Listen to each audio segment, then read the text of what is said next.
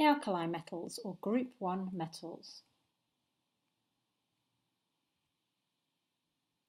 The alkali metals are lithium, sodium, potassium, rubidium, cesium and francium. They're found on the left-hand side of the periodic table. There they are. They're called group 1. Let's have a look at their electron structure. Lithium has an atomic number of 3. There are 2 electrons in the first energy shell, and that's the maximum that one can hold. So the next electron has to be in the second energy shell. So there's 1 electron in the outer energy shell for lithium. Sodium has the atomic number 11. So there are 2 electrons that fill up the first energy shell. There are 8 that fill up the second energy shell. That leaves just 1 electron for the outer energy shell. For potassium, we see a similar pattern. Potassium's atomic number is 19, so 2 in the first shell, 8 electrons in the second shell, 8 in the third shell, leaving just 1 electron in the outer energy shell. Remember, we can use the periodic table to predict patterns, so you should be able to predict the number of electrons in the outer energy shell for the other members of group 1, for rubidium and cesium.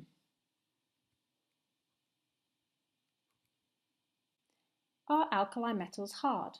In fact, are they shiny? Metals usually are hard and shiny. Let's have a look at these pictures. They don't look very shiny, and they don't look like they're going to be very hard because they're about to be cut using a scalpel. In fact, group 1 metals, the alkali metals, are very soft, and you only see their shiny characteristics when you cut them, because they react quickly in air and they tarnish and produce this kind of dull coating on the outside. The alkali metals, group 1, react very violently with water, and they form 2 substances. If you have a look at this repeating animation, we start off with an empty bowl and water's put into it. Then there's a small amount of universal indicator added, which turns the water green. That shows us that at the beginning of this experiment, the water is at pH 7. It's neutral. Then there's a small drop of metal added to the center of the water. 2 things happen. The metal starts to give off a gas, and the water underneath the metal is starting to change color. It's becoming blue, and that shows that the water or the solution being produced during the reaction is alkaline. The pH is moving above 7. So what we're seeing here is the reaction of lithium with water, and hydrogen is the gas being produced, and lithium hydroxide is being produced, which is an alkali. So now you can think of a reason why alkali metals need to be stored underneath oil. It's so that they don't react with water that's in the air. Any moisture or humidity in the air would react with the metal if it wasn't protected from the air. Let's have a look at this YouTube video of all the different metals in group 1 reacting with water. There are 6 alkali metals: lithium, sodium, potassium, rubidium, cesium and francium. They're all soft metals which can be cut with a knife. In air, the elements quickly become coated with compounds that form on the metal's surface. Here, for example, is lithium.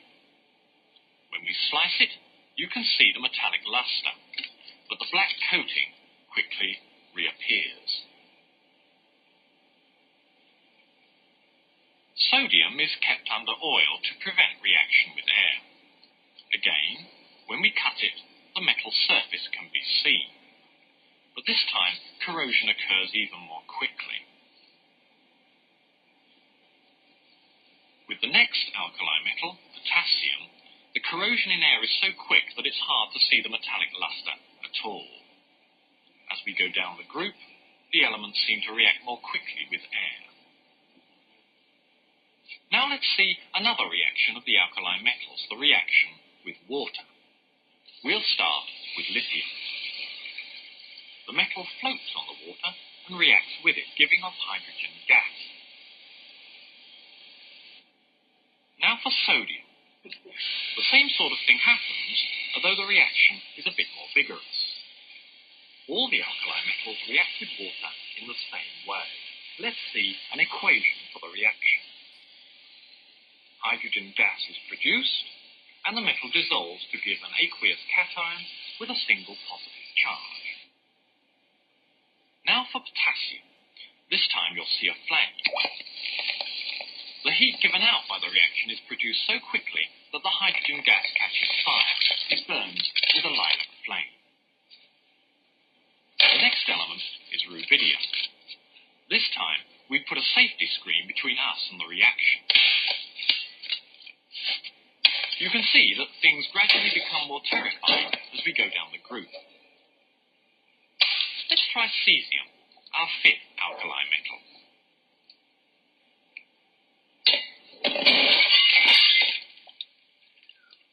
So to summarise those reactions, lithium, it floated, it fizzed, it released hydrogen, it moved about, and it formed an alkali.